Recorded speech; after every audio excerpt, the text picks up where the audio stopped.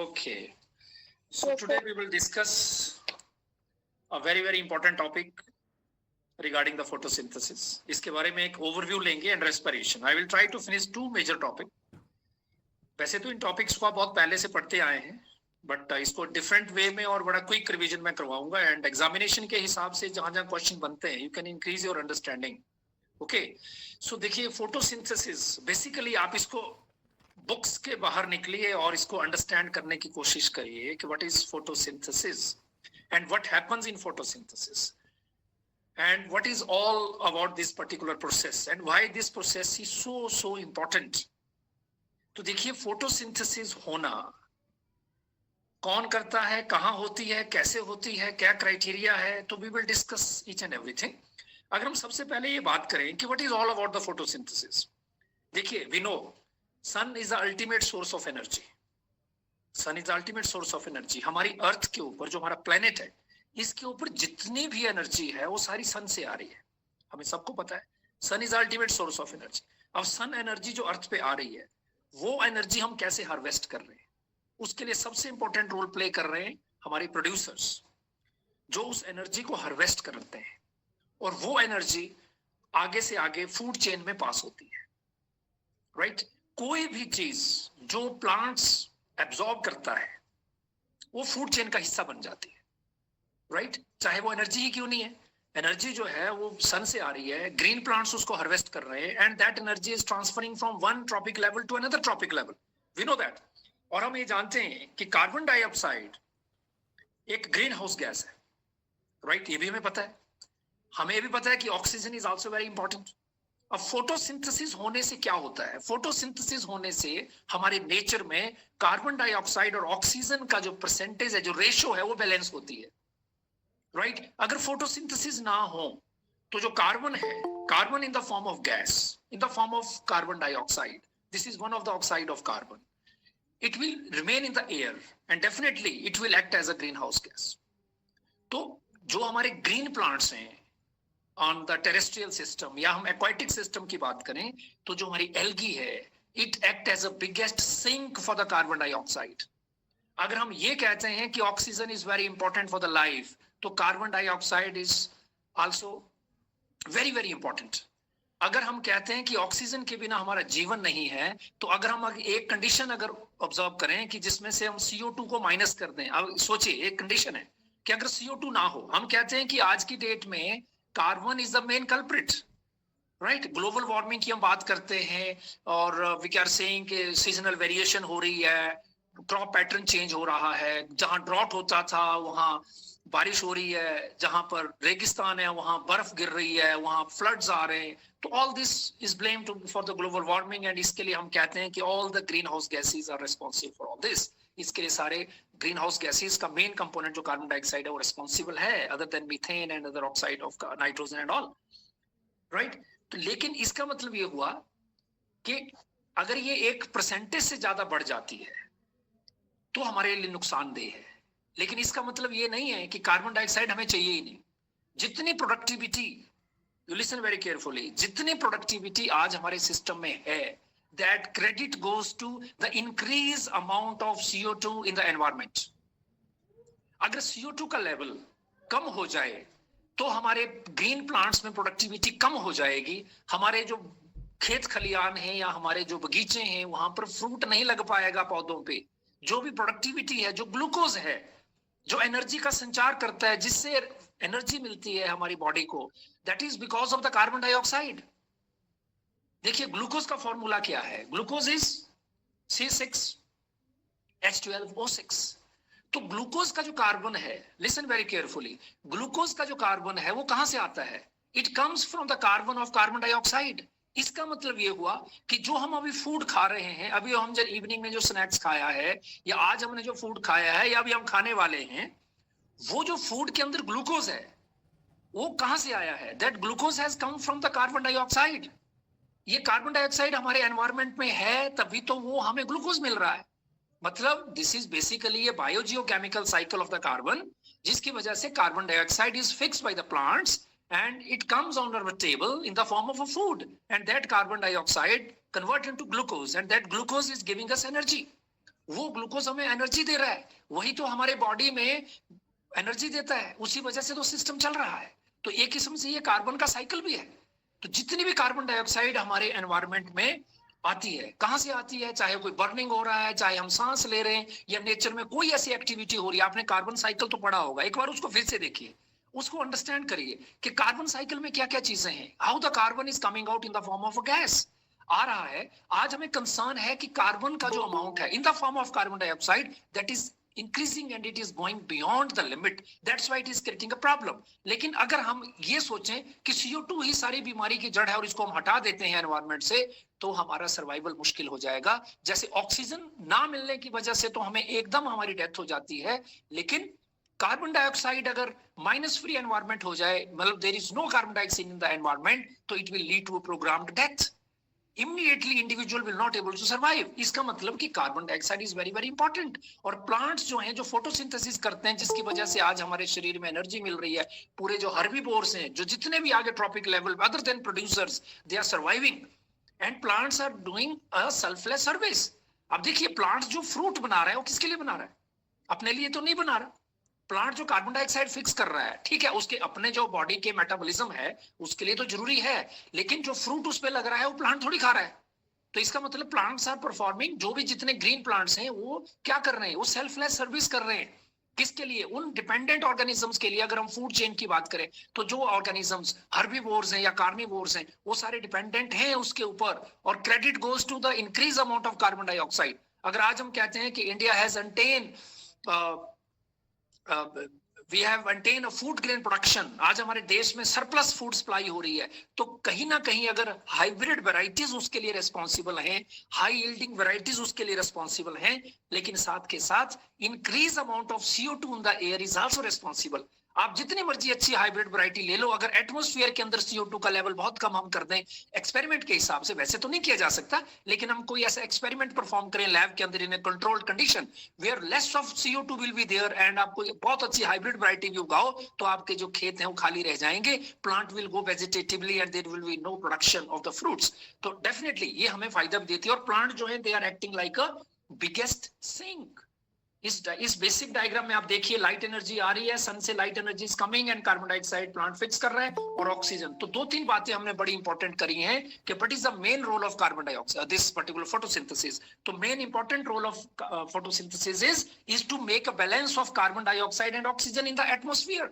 अगर photosynthesis now ho, so there will be no evolution of oxygen in the air, and how that carbon dioxide will be get balanced, because carbon dioxide will be fixed by the plants, and in return plant will release oxygen, and oxygen is a life supporting gas, ye hame pata hai, right? So this is the way how this all happens। ठीक है, अगर एक study कहती है कि भाई एक साल में carbon dioxide 7 multiply by 10⁻13 kilogram carbon dioxide हर साल फिक्स होती है। एंड ओशंस के अंदर जो हमारी एल्गी है, जो फाइटोप्लैंक्टॉन्स हैं, they are fixing carbon dioxide equal to the green plants as they fix carbon dioxide in the terrestrial ecosystem। समझिए इस बात को, जो हमारे ओशंस हैं जहां पर फाइटोप्लैंक्टॉन्स हैं, एल्गी है, वो भी इक्वल इंपॉर्टेंट रोल प्ले करते हैं। जितनी हमारे terrestrial forest plants carbon dioxide को फिक्स करते हैं, उसके बराबर का ही carbon dioxide is fixed by the phytoplanktons in the ocean system और in the aquatic water system. इसका मतलब देखिए, फूड चेन तो वहां भी चल रही है। जो फाइटोप्लैंक्टॉन्स हैं, they are eaten by the zooplanktons, and zooplanktons are eaten by the small fish and the big fish and the top level carnivore. तो समुद्र के अंदर जितनी भी लाइफ है, जो हम ब्यूटीफुल लाइफ देखते हैं, credit goes to the phytoplanktons and the algae or atoms present in the earth or present in the sea water to fix, they also fix atmospheric this particular light rays, and they fix atmospheric carbon dioxide, and that energy pass from one level to another level, right? तो ये कुछ इसमें है। अब देखिए, what are the different sites of photosynthesis, कहाँ होती है फोटोसिंथेसिस? आपने ये स्ट्रक्चर तो बहुत बार पढ़ा है, okay?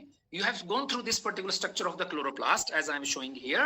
अब इसमें देखिए these particular things, ये these are the stacked granum, ठीक है, और ये बीच में स्ट्रोमा है, और ये स्ट्रोमा थाइलाकॉइड है। ये जो स्टैक आप देख रहे हैं क्वाइन की फॉर्म में है, इसको अंडरस्टैंड करना पड़ेगा आपको, इसको अंडरस्टैंड करना पड़ेगा। यहाँ से क्वेश्चंस आते हैं, फेवरेट क्वेश्चन है, favourite area of the examiner to ask questions here, right? तो ये जो स्टैक्ड है, ये तो ग्रैनम है और ये स्ट्रोमा थाइलेकोइड, ठीक है, ये और ये बीच में ये स्ट्रोमा है, ठीक है, इनको ज्वाइन करने वाला जो फिलामेंट है that is a stroma thylakoids. अब हमारे पास बहुत इंपॉर्टेंट पिगमेंट्स होते हैं जैसे chlorophyll A, chlorophyll B, C, D, right, chlorophyll E, और accessory photosynthetic pigments in the form of phycobilins, xanthophylls, right, and carotenoids. ये एसेसरी फोटोसिंथेटिक पिगमेंट्स होते हैं। ये स्ट्रक्चर जो है ये क्लोरोप्लास्ट का स्ट्रक्चर है। अब सबसे इंपॉर्टेंट चीज, हम प्राइम फोटोसिंथेटिक, जो हमारा प्राइमरी फोटोसिंथेटिक पिगमेंट है, it is a chlorophyll A. Primary photosynthetic pigment is, कौन सा पिगमेंट है? This pigment is chlorophyll A. This is a primary photosynthetic pigment. Why it is called a primary photosynthetic pigment? आप देखिए, अगर हम green plants की बात करें तो क्लोरोफिल ए तो है ही है। अगर हम एल्गी की भी बात करें तो एल्गी, ग्रीन एल्गी के अंदर क्लोरोफिल ए एंड बी, ठीक है ना। रेड एल्गी के अंदर क्लोरोफिल ए एंड डी, ठीक है। ब्राउन एल्गी के अंदर क्लोरोफिल ए एंड सी। तो आप ये देखते हैं कि ultimately what happens, chlorophyll A is present in everywhere.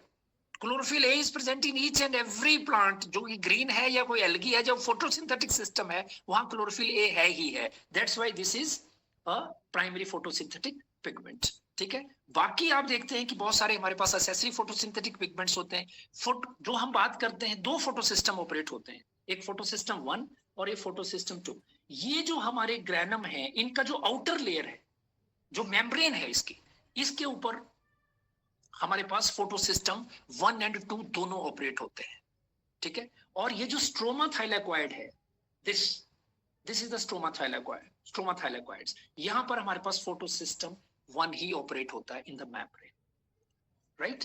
कहने का मतलब ये है, ये जो ग्रैनम है यहाँ पर दोनों फोटोसिस्टम ऑपरेट होते हैं, और ये जो स्ट्रोमा थाइलेकोइड है यहाँ पर हमारे पास फोटोसिस्टम 1 ऑपरेट होता है। और फोटोसिस्टम 1, आपने क्योंकि ये टॉपिक ऑलरेडी पढ़ा हुआ है, फोटोसिस्टम 1 जो है वो साइक्लिक फ्लो ऑफ इलेक्ट्रॉन करता है और वो अकेले करता है। ये क्वेश्चन एग्जामिनर का सबसे फेवरेट क्वेश्चन बनता है कि भाई बताइए जरा, स्ट्रोमा थाइलेकोइड के अंदर कौन सा फोटोसिस्टम ऑपरेट करता है and where does this photosystem are present. तो फोटोसिस्टम की अगर पूछता है एग्जामिनर कि फोटोसिस्टम कहां प्रेजेंट है, तो ये जो मेम्ब्रेन है, इनकी जो आउटर मेम्ब्रेन है, इस मेम्ब्रेन के ऊपर फोटोसिस्टम 1 और 2 होते हैं, चाहे वो ग्रैनम की हो या स्ट्रोमा थाइलेकोइड्स की हो। योर आंसर डिपेंड्स कि हमने क्वेश्चन क्या पूछा गया है, किस हिसाब से एग्जामिनर ने आपसे पूछा है, राइट। और अगर जहां तक फोटोसिस्टम 1 और 2 की बात है, तो फोटोसिस्टम 1 और 2 ऑपरेट होते हैं इस ग्रैनम के आउटर साइड में, और फोटोसिस्टम 1 अकेले ऑपरेट होता है इन the stroma thylakoid. Stroma thylakoid वो थाइलेकोइड है जो एक स्टैक ऑफ ग्रैनम को दूसरे स्टैक से जोड़ता है, जो इस डायग्राम में आप देख सकते हैं। और ये जो एरिया है, दिस इज कॉल्ड स्ट्रोमा। यहां पर होता है डार्क रिएक्शन, राइट, यहां पर होता है डार्क रिएक्शन। डार्क रिएक्शन वो रिएक्शन है जो कभी भी हो सकता है, this may take place in light also, but light is not required for it. That's why it is known as a dark reaction. Light में भी होता है, ऐसा नहीं है कि एक पौधा है जो ग्रो कर रहा है, जो दिन में सनलाइट है और रात को उसके ऊपर एक ट्यूब लाइट है या कोई स्ट्रीट लाइट उसके ऊपर ऑन है, तो ऐसा पौधा तो कभी भी फूड नहीं बनाएगा, राइट। तो इसका मतलब क्या उसमें डार्क रिएक्शन होगा ही नहीं। इसका नाम जो डार्क रिएक्शन है, दैट इज नॉट बिकॉज कि इसको डार्कनेस चाहिए, it is because light is not required. Light is not required for the dark reaction, that's why it is known as dark. ऐसा नहीं है कि इसको होने के लिए केवल और केवल डार्कनेस की जरूरत है, this is not compulsory, right. तो that's why it is known as dark reaction. Dark reaction यहां होता है, और light reaction it takes place in the granum thylakoids, right. देखिए, अब बात ये आती है कि what is the use of this, what is the use of photosynthesis. Photosynthesis से हमें क्या मिलता है, और what is the use of light reaction, that is very important to सी। ये हमें देखना है। तो देखिए, लाइट रिएक्शन जब भी होता है तो यहां से हमें एनर्जी मिलती है, energy in the form of ATP, energy in the form of ATP and reduced form of energy that is in the form of NaDH2। इनको हम कहते हैं असिमुलेटरी पावर्स। अब जो डायग्राम हमने देखा यहां पर, बट वी हैव सीन कि in the case of photosystem 1 and photosystem 2 operates together, जब ये दोनों इकट्ठे ऑपरेट होते हैं तो उसमें एटीपी भी बनता है और NaDH2 भी बनता है, राइट। और जब फोटोसिस्टम 1 अकेला ऑपरेट होता है, जिसमें साइक्लिक फ्लो ऑफ इलेक्ट्रॉन है, उसमें केवल और केवल एटीपी बनता है। Again a very important question, जहां से क्वेश्चन आ सकता है कि भैया ये बताइए कि what is the use of this photosystem 1 और 2। एग्जामिनर के डिपेंड करता है कि व्हाट ही इज आस्किंग, उसके हिसाब से आंसर बनता है। अगर वो पूछता है कि जो non cyclic flow of electron है, non cyclic flow of electron में फोटोसिस्टम 1 में क्या पावर बनती है, क्या एनर्जी मिलती है, तो इट इज एसिमुलेटरी पावर, जिसको हम कहते हैं एटीपी एंड NADS2, और जो 2 पिगमेंट सिस्टम के साथ ऑपरेट होता है। और अगर हम कहते हैं कि जो non cyclic flow of electron है उसमें केवल और केवल एटीपी बनता है, जो NADS2 है उसकी फॉर्मेशन नहीं होती,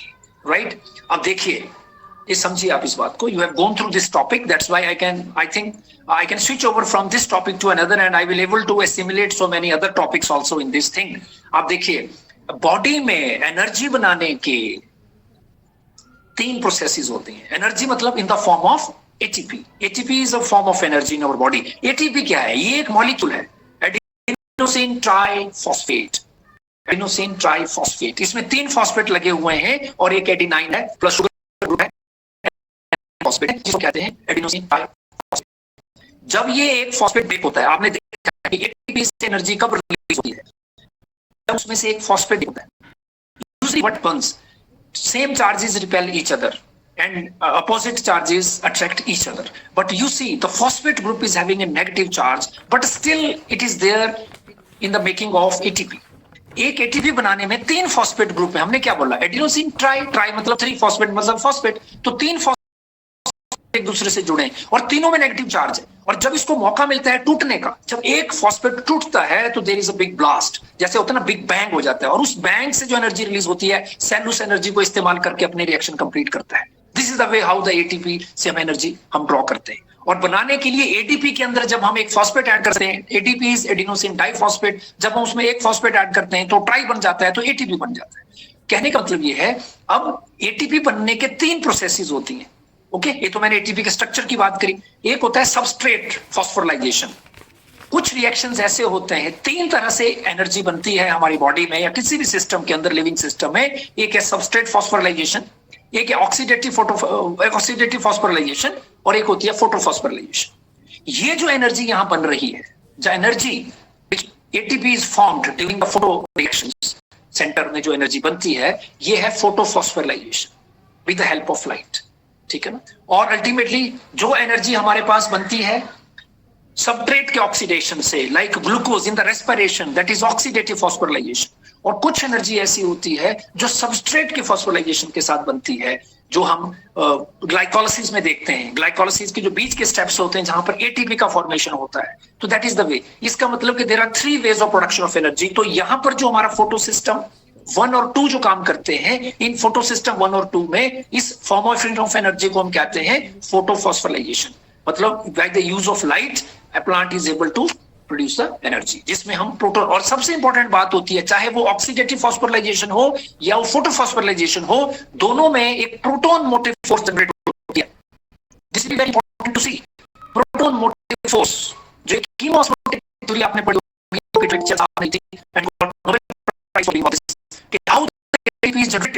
ठीक है ना। जैसे मैंने कहा कि ये प्रोटॉन मोटिव फोर्स जनरेट होती है, तो you see in this diagram, इसमें हम देख सकते हैं, जैसे ये वाला है, ये ग्रानम है, इन 2 ग्रानम के बीच के जो जगह है उसको हम कहते हैं ल्यूमन। इसके बीच में ल्यूमन होता है।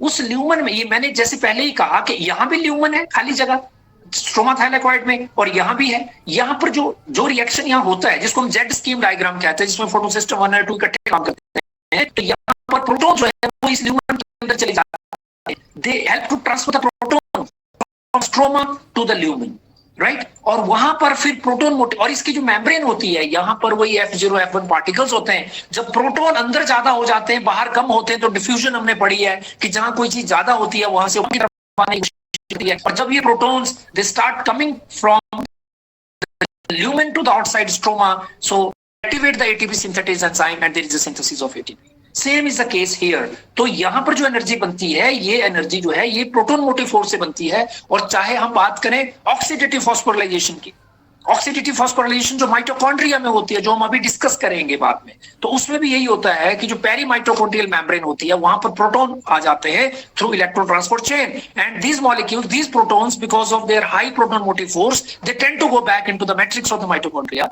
होपफुली आपको माइटोकॉन्ड्रिया का डायग्राम तो पता ही होगा, ये मैं उम्मीद रख के चल रहा हूं, बाकी आगे हम इसको डिस्कस करेंगे। तो proton motive force is very very helpful. अब ये एग्जामिनेशन में क्वेश्चन बनता है कि अभी कौन सी फोटोफॉस्फोराइलेशन या फिर ऑक्सीडेटिव फॉस्फोराइलेशन की हम बात करें तो how the ATP are synthesized. तो ATP are synthesized because of the development of proton motive force. There is a proton gradient develop होता है जिसको कीम ऑस्मोटिक थ्योरी सपोर्ट करती है, और इस काम को करने के लिए this man has got the Nobel Prize for this.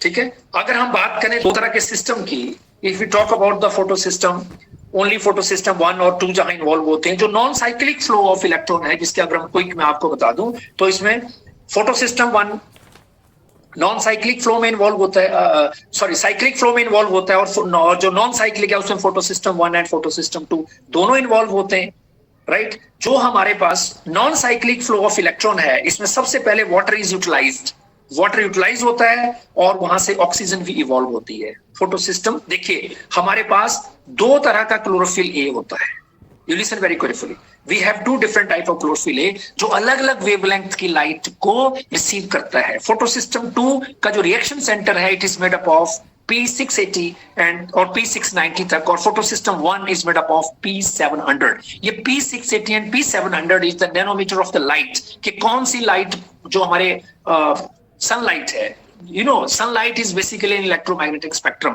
Sunlight के अंदर बहुत कुछ और है, विजिबल स्पेक्ट्रम ऑफ लाइट तो है ही है, इसके अलावा इसमें एक्स रेज भी है, इसमें गामा रेज भी है, इसमें कॉस्मिक रेज भी है, ठीक है ना, इस तरह से इसमें इंफ्रारेड भी है, इसमें रेड भी है। लेकिन ये जो हमारा जो फोटोसिंथेसिस है, ये विजिबल स्पेक्ट्रम ऑफ लाइट में होता है, ऐसा स्पेक्ट्रम ऑफ लाइट जिसको हमारी आंखें डिटेक्ट करती हैं। यूवी रेडिएशन और इंफ्रारेड में you can't perform the process of photosynthesis, आप वो कर नहीं सकते, राइट। तो विजिबल स्पेक्ट्रम ऑफ लाइट के अंदर ही फोटोसिंथेसिस होती है। एंड जो हमने देखा कि oxygen is evolved in this non cyclic flow of electron, and 1 ATP molecule and 1 NADPH2 molecule are produced in a non cyclic flow of electron. और जहां तक साइक्लिक फ्लो ऑफ इलेक्ट्रॉन की बात है, इसमें 2 ATP बनते हैं, but there is no production of NADH2। तो ये आपको पता होना चाहिए quickly what we have said, कि जो साइक्लिक फ्लो ऑफ इलेक्ट्रॉन है उसमें केवल और केवल फोटो सिस्टम 1 इन्वॉल्व है, वाटर इसमें यूटिलाइज नहीं होता, ऑक्सीजन का इसमें एवोल्यूशन नहीं होता, 2 ATP molecule are produced and there is no synthesis of NADPH2। लेकिन जहां तक हम नॉन साइक्लिक फ्लो की बात करते हैं तो ये फोटो सिस्टम 1 और फोटो सिस्टम 2 दोनों इन्वॉल्व होते हैं, वाटर इसमें यूटिलाइज होता है, ऑक्सीजन इसमें इवॉल्व होती है, और 1 ATP and 1 NADH2 are produced. सबसे इंपॉर्टेंट चीज ये है कि जो ऑक्सीजन, देखिए प्लांट के पास जो मशीनरी है वो तो ह्यूमन बीइंग कभी बना ही नहीं सकता। प्लांट जो है वाटर का इस्तेमाल करते हुए वाटर को ब्रेक करता है और ऑक्सीजन रिलीज करता है। Very very important question, right. जो ऑक्सीजन हम इनहेल करते हैं, what is the source of that, वो कहां से आती है? That oxygen come from the dissociation of water. वो प्लांट कहां से लेके आता है? वाटर के डिसोसिएशन से, जबकि वो पहला स्टेप है। फोटोलाइसिस ऑफ वाटर होता है, वाटर मॉलिक्यूल ब्रेक होता है into protons and electrons and oxygen release होती है। और जैसे जैसे वो रिएक्शन सेंटर के ऊपर अलग अलग तरह की लाइट गिरने की वजह से इलेक्ट्रॉन आगे जंप करते हैं, तो जो बचे हुए इलेक्ट्रॉन्स हैं उनको वाटर जो है जब वो डिसोसिएट होता है तो सप्लाई देता रहता है इलेक्ट्रॉन्स की, और वो चेन चलती रहती है and it never come back, क्योंकि वो एक नॉन साइक्लिक फ्लो है। तो सबसे इंपॉर्टेंट बातें हमने करी। What is the source of carbon in the case of glucose? Carbon, जो ग्लूकोज का कार्बन है, that come from the carbon dioxide. तो यू सी कार्बन डाइऑक्साइड का एयर में होना कितना इंपॉर्टेंट है हमारे सर्वाइवल के लिए, for the survival of humanity, not only for the humanity, for the survival of all the living beings on this planet. So see this, how much this is important and how much water is important, because plant has got this machine. Human being ने अभी तक ऐसी कोई machine नहीं बनाई, ना हम बना सकते हैं। It is very very difficult। एक प्लांट लगाना पड़ता है ऑक्सीजन का, कि हम ऑक्सीजन बनाएं, कि हम पानी के अंदर से ऑक्सीजन निकाल करके पूरे एनवायरनमेंट में ऑक्सीजन दें। बट एक छोटा सा लीफ जो है, this has got this mechanism कि this plant has this small leaf, even algae and even the smaller one, जो हमें बहुत कम विजिबल नजर आता है, उसके पास भी वो एबिलिटी है कि वो वाटर को ब्रेक करके उसमें से ऑक्सीजन बनाता है और गैसियस फॉर्म में ऑक्सीजन हमें देता है, और कार्बन डाइऑक्साइड और ऑक्सीजन के बैलेंस को मेंटेन करता है इन द एनवायरनमेंट, राइट। तो ये चलता है। उसके बाद हम बात करते हैं, जैसे एनर्जी बन गया, मेन काम क्या है इसका? लाइट रिएक्शन का एनर्जी बनाना in the form of ATP, oxygen का रिलीज होना, and in the form of NADH2। दो तरह के होते हैं, this I have tell in detail. उसके बाद आ जाता है डार्क रिएक्शन। डार्क रिएक्शन जिसको ब्लैकमैन रिएक्शंस भी कहते हैं। ये रिएक्शन मैंने ऑलरेडी क्लियर कर दिया कि this reaction is independent of the light. ये रिएक्शन जो है ये लाइट से इंडिपेंडेंट होता है, इसको लाइट की जरूरत नहीं होती। जरूरी नहीं कि अंधेरे में हो, लाइट इज नॉट रिक्वायर्ड। अंधेरा होता भी ठीक है, लाइट होता भी ठीक है, होना तो होना है, ठीक है। और अल्टीमेटली ये स्ट्रोमा पार्ट में होता है। This takes place in the stroma part, right. Stroma में होता है। और we have got different type of plants on the basis कि आगे कहाँ कैसे होना है। कार्बन डाइऑक्साइड अभी तो लाइट बना है, जो डार्क रिएक्शन है इसमें एक्चुअल कार्बन डाइऑक्साइड फिक्स होती है, जिसके बेस पर हम प्लांट्स को डिवाइड कर सकते हैं कि प्लांट्स जो है वो कितने डिफरेंट टाइप्स के होते हैं। We have major 2 different types of plants. एक होता है हमारे पास C3 प्लांट्स और दूसरे होते हैं C4 प्लांट्स। जो C3 प्लांट्स होते हैं उसका जो फर्स्ट स्टेबल कंपाउंड होता है वो 3 कार्बन कंपाउंड होता है, ठीक है। That is the first stable compound is the 3 carbon compound. और C4 प्लांट में जो फर्स्ट स्टेबल कंपाउंड है जिसको हम ऑक्सैलोएसिटिक एसिड कहते हैं, that is a 4 carbon compound. ये सारा जो रिएक्शन है, जो C3 रिएक्शन है, जो केल्विन साइकिल जिसको हम कहते हैं, ये this was cracked by Calvin, Benson and J Bassham ने इसके ऊपर काम किया था और इनको भी इस काम के लिए नोबेल प्राइज मिला है। तो आज का जो हमारा लेक्चर है, आप देखिए हर स्टेप के ऊपर people has got the Nobel prize. तो कितनी टाइम लगा इस पूरे रिएक्शन को, इस बायोकेमिकल रिएक्शन को, इनके इंटरमीडिएट्स को क्रैक करने के लिए, सो दैट के people have been given Nobel Prize for this. So today's lecture is so important. We have seen 1961 में these 3 they have got Nobel Prize और इस टेक्निक उनको स्टडी किया गया। जो इंटरमीडिएट्स हम बताते हैं कि इसमें कौन कौन से इंटरमीडिएट्स बनते हैं, ठीक है। तो इंटरमीडिएट को रेडियो एक्टिव ट्रेसर टेक्निक है जिसमें कार्बन 14 को, रेडियो एक्टिव जो कार्बन है C14 उसको इस्तेमाल किया गया, ठीक है। क्रोमेटोग्राफी और ऑटो रेडियोग्राफी टेक्निक का भी इस्तेमाल किया गया और इनके इंटरमीडिएट को सिलेक्ट करने के लिए, राइट। तो हमने ये देखा सबसे पहला कंपाउंड, इसमें क्वेश्चन जो बनता है ये हमारा जो RUBP है, रिबुलोज, जो हमारा RUBP है जो फर्स्ट कंपाउंड है, ठीक है ना, that is the first compound RUBP, ribulose 1,5 biphosphate. ये कार्बन डाइऑक्साइड को फिक्स करता है, ठीक है। और यहां पर जो एंजाइम होता है जिसको हम कहते हैं रुबिस्को, रिबुलोज 1,5 बाइफॉस्फेट कार्बोक्सिलेज, ये बड़ा इंपॉर्टेंट एंजाइम है, इसके ऊपर क्वेश्चन बनते हैं। This enzyme is basically maximum present in the nature. 40% of the protein जो है, this is proteinaceous in nature, 40% of the protein is because of this. एक बड़ा important question बनता है, ठीक है, because हर plant के अंदर है ये, ठीक है। और 40% जो भी है हमारे नेचर के अंदर कोई एंजाइम अगर प्रेजेंट है मैक्सिमम, तो दिस इज रुबिस्को। अब देखिए ये 2 तरह की चीजें, एक टर्म आपने सुना होगा photo respiration. Photo respiration, photo का मतलब लाइट एंड रेस्पिरेशन का मतलब रेस्पिरेशन। तो ऐसी रेस्पिरेशन जो लाइट की प्रेजेंस में होती है, राइट। फोटो रेस्पिरेशन एक ऐसी प्रोसेस है जो 24 घंटे चलती है, ऐसा नहीं है ये रात को होती है। एक बात आपने जरूर सुनी होगी कि plants they release carbon dioxide during night. तो ऐसा नहीं है कि प्लांट जो है वो दिन में कार्बन डाइऑक्साइड नहीं बनाते हैं। देखो 2 बातें, हम कहते हैं कि दे fix carbon dioxide with the help of photosynthesis, by the process of photosynthesis plant produce करता है। साइमल्टेनियसली डिफरेंट प्लांट्स में फोटो रेस्पिरेशन भी प्लांट में साथ के साथ होती रहती है और डिपेंड करता है कि what is the ratio of carbon dioxide and oxygen present all around the leaf. एक लीफ के आसपास ऑक्सीजन और कार्बन डाइऑक्साइड की रेशियो कितनी है? अगर कार्बन डाइऑक्साइड और ऑक्सीजन की रेशियो इक्वल है, plant will fix carbon dioxide, right. अगर CO2 का लेवल किसी वजह से कम हो गया एंड ऑक्सीजन का लेवल, क्योंकि प्लांट क्या कर रहा है, प्लांट दिन में ऑक्सीजन भी तो रिलीज कर रहा है, फोटोसिंथेसिस कर रहा है, तो ऑक्सीजन रिलीज कर रहा है, ऑक्सीजन रिलीज कर रहा है। और हाई इंटेंसिटी अगर लाइट की है एंड CO2 लेवल जो है, ऑक्सीजन का लेवल बढ़ रहा है, तो what happen all around the leaf, it depend upon what is the type of environment present all around the leaf. Leaf के आसपास किस तरह का माहौल है, क्या उसमें ऑक्सीजन बढ़ जाएगी तो प्लांट फोटो रेस्पिरेशन करना शुरू कर देगा। तो दिन में तो ऐसा होता है कि फोटो रेस्पिरेशन के थ्रू जो कार्बन डाइऑक्साइड प्रोड्यूस होती है, प्लांट उसको फिर फिक्स कर लेता है। मैं 2 चीजें बता रहा हूं अभी आपको, I am telling you 2 things, one is photo respiration and another one is the this we can say the Blackman reaction, that is the dark reaction. Dark reaction में कार्बन डाइऑक्साइड फिक्स होती है, वो हम एक बात कर रहे हैं। दूसरी बात हम ये भी बात कर रहे हैं कि लाइट की प्रेजेंस में प्लांट रेस्पायर भी करता है, और रेस्पिरेशन में तो डेफिनेटली हमें पता है कि कार्बन डाइऑक्साइड का इमिशन होगा। तो इसका मतलब ये हुआ कि कार्बन डाइऑक्साइड फिक्स भी हो रही है और प्लांट उसको लूज भी कर रहा है। तो ये तो वेस्टफुल प्रोसेस हुई, definitely it is a wasteful process. Per day time में ये इसलिए ओवरकम नहीं हो पाती बिकॉज डे टाइम में carbon dioxide is fixing, plant is performing photosynthesis. Thank you everyone for watching my video. अगर आपको मेरी वीडियो अच्छी लगी तो please like, share and subscribe my channel.